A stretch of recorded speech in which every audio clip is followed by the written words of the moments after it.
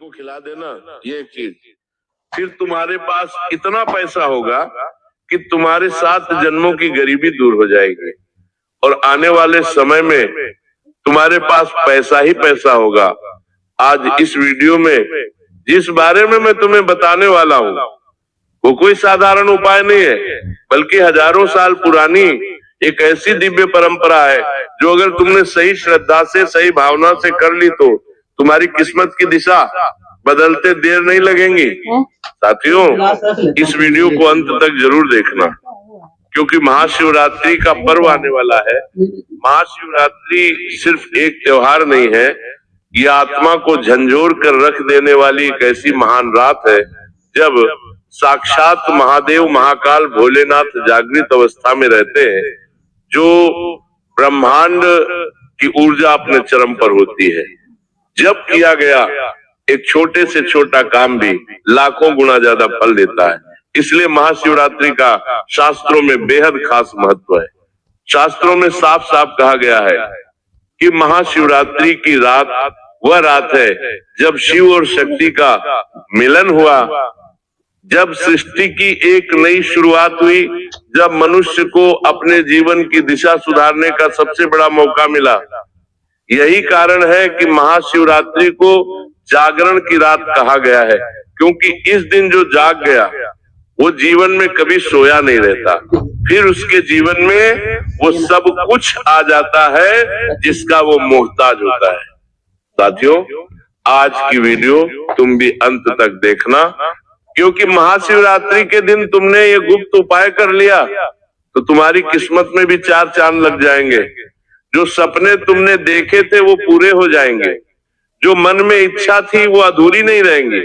बस वीडियो के साथ अंत तक बने रहना। सबसे पहले बाबा महाकाल के सच्चे भक्त बिना देर लगाए इस वीडियो को लाइक करके कमेंट बॉक्स में जो भी हर हर महादेव लिखेगा।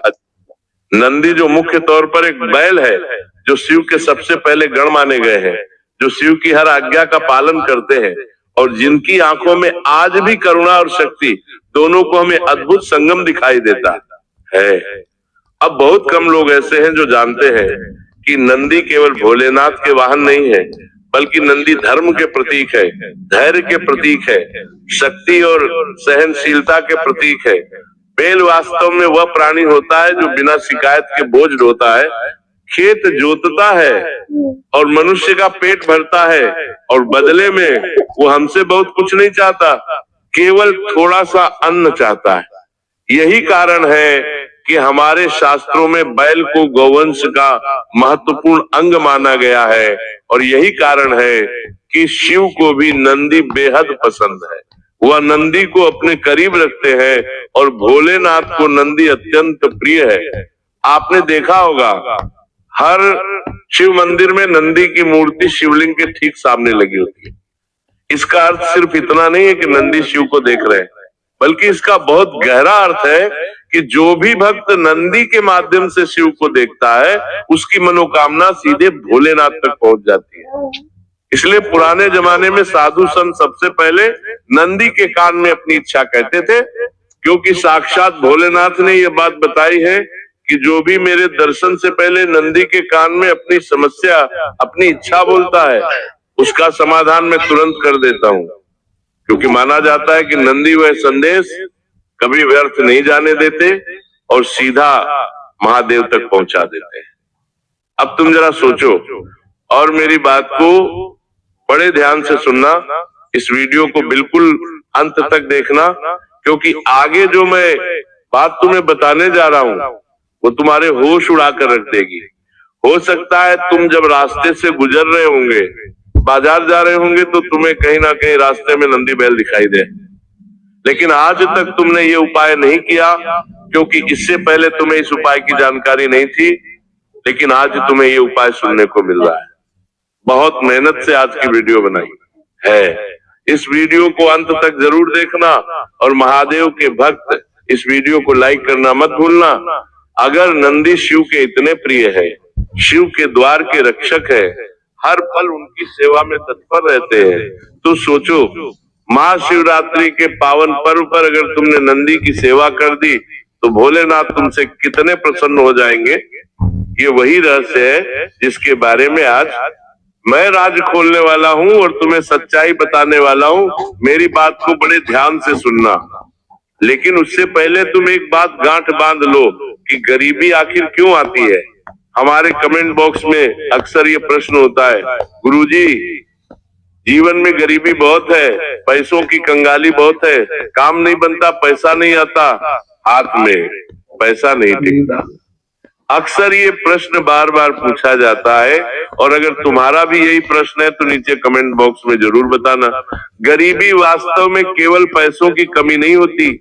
बहुत सारे लोग होते हैं इस दुनिया में जिनका मानना होता है कि अगर मेरी जेब में पैसा नहीं है तो मैं गरीब हूँ, अगर मेरा घर का मकान नहीं है तो मैं गरीब हूँ, मेरे पास महंगी कार नहीं है तो मैं गरीब।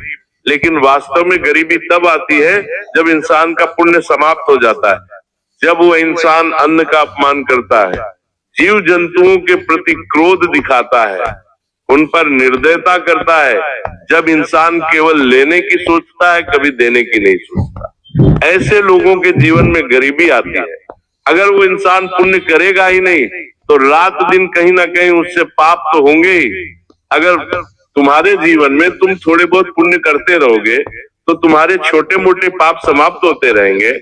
लेकिन आज के जमाने का मनुष्य केवल पाप ही पाप कर रहा है और रात दिन कोई ना कोई छोटी से छोटी गलती वो कर ही देता है। इसलिए तुम्हारा पहला ध्यान अपने पुण्य बढ़ाने पर होना चाहिए। दूसरी बात, घर में जो भी आहार बने उसे देखकर कभी मुंह मत बनाना, उसका कभी अपमान मत करना। क्योंकि जो लोग झोपड़ी में रहते हैं, जिनके पास 2 वक्त की रोटी खाने के पैसे नहीं है, वो लोग सूखी चटनी से भी खाना खा रहे हैं और तुम्हें भगवान ठीक ठाक भोजन दे रहे हैं, तो उस अन्न का अपमान करोगे तो गरीबी ही आएगी। जानवरों की सेवा करना जरूरी है क्योंकि महादेव का एक नाम पशुपतिनाथ भी है। उन जानवरों को तुम पत्थर से मारोगे, लात से मारोगे तो महादेव तुमसे कभी प्रसन्न नहीं होने वाले। तुम्हारे अंदर लेने की नहीं देने की भावना होनी चाहिए। शास्त्रों में स्पष्ट कहा गया है कि जिस घर में अन्न का सम्मान नहीं होता, जहाँ पशु पक्षियों का तिरस्कार होता है, वहां लक्ष्मी कभी स्थायी नहीं होती। ये बात तुम भी समझ लेना। अब तुम सोच रहे होंगे कि महाशिवरात्रि और नंदी बैल का इतना महत्व क्यों है। आखिर कौन सा वो उपाय है जो हमारी गरीबी को दूर कर सकता है, हमारे जीवन में एक बार फिर सब कुछ अच्छा कर सकता है। तो आज वही बात मैं तुम्हें बताने जा रहा हूँ। बैल को खिलाना केवल खाना देना नहीं होता है, उस जीव को सम्मान देना होता है जो पूरे साल खेतों में काम करता है। हमारी अन्न व्यवस्था का आधार होता है जो महादेव को अत्यंत प्रिय होता है।